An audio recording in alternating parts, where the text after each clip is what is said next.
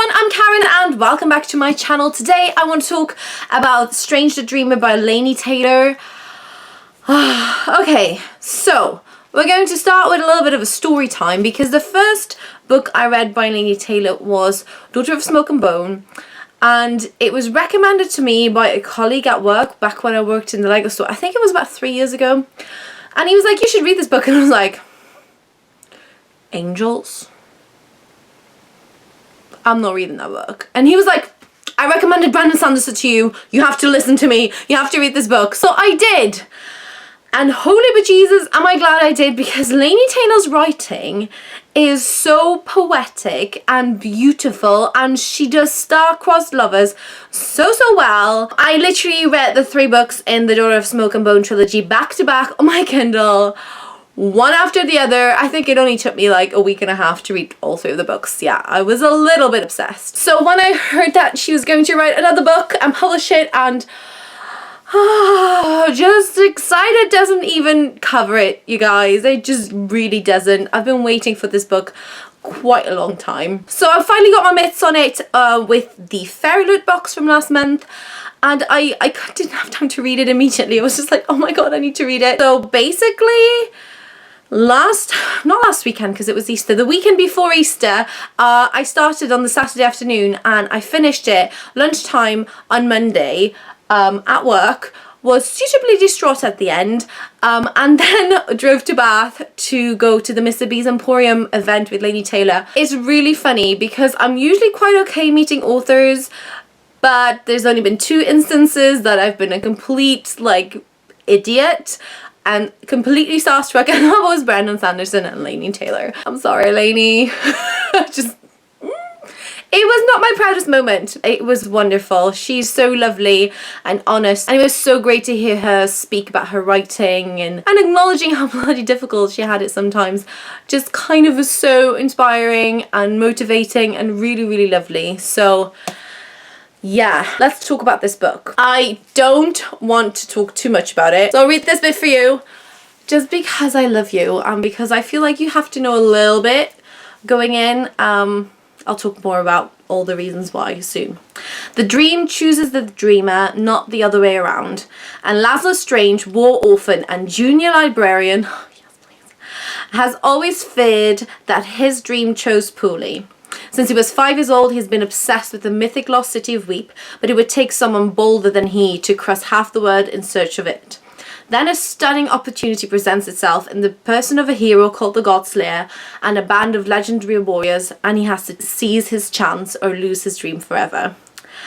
There's so many other things, like this is only half of it, but I don't really want to say anything more because I feel like I went in knowing that the main character loved books. And that was it. That was all I knew going into this book. I'd been avoiding any spoilers. I'd been avoiding any reviews whatsoever. And I just fell in love with this story, with this book. The world is so beautifully created. The characters are so wonderful. As I said, Laini Taylor does star-crossed lovers now like nobody else does. Seriously, I literally can't wait for the second book in this duology because I am so anxious. I literally read it in a couple of days, and it was one of those books where while you're reading it, I had to stop multiple times and just go like, oh my god, this is so good. Like, the language is so beautiful and the way that Laini describes things is just perfect. It was so interesting listening to her chatting to the guy at Mr. B's Emporium about, you know, how meticulously she chooses every word, and that just comes across so well. And in that way, I'm so happy that I read this book before going to the event, because I felt like every time she talked about something I was like, yeah, that totally makes sense. Also, this book is really heavy, so I'm like, oh. And if you have a main character whose nose is broken because of a tome of fairy tales that dropped on his nose when he was younger, I mean, it is a love letter to readers and to dreamers, and it is one of those books that I just think you have to read to and experience. Also, how gorgeous is this cover? I absolutely love it. It's so beautiful. And We also got some temporary tutus with like this moth. Oh, just love it, love it, love it, love it. So, characters. Laszlo is pretty amazing. He goes through this enormous character arc and it is so wonderful to see.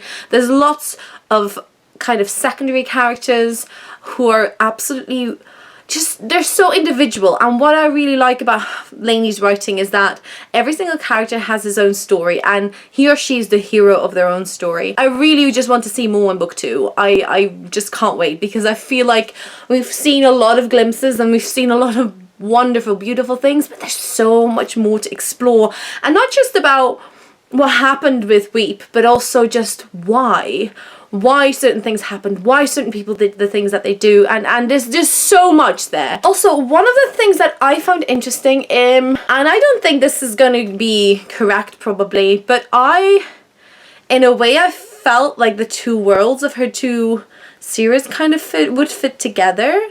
So, I don't know. That's one of the things that I was like,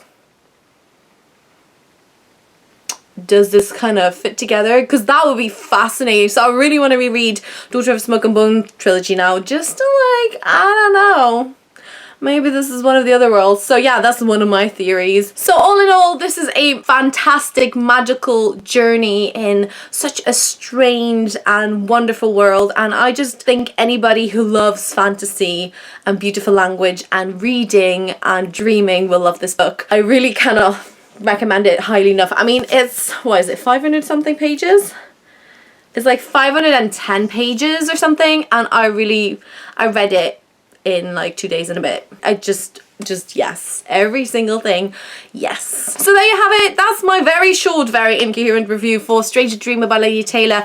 Do let me know down below, have you read any books by her? Have you read Stranger Dreamer? Let me know. I would love to chat to you guys in the comments. So thank you so much for watching. Don't forget to subscribe, and I'll talk to all of you very soon.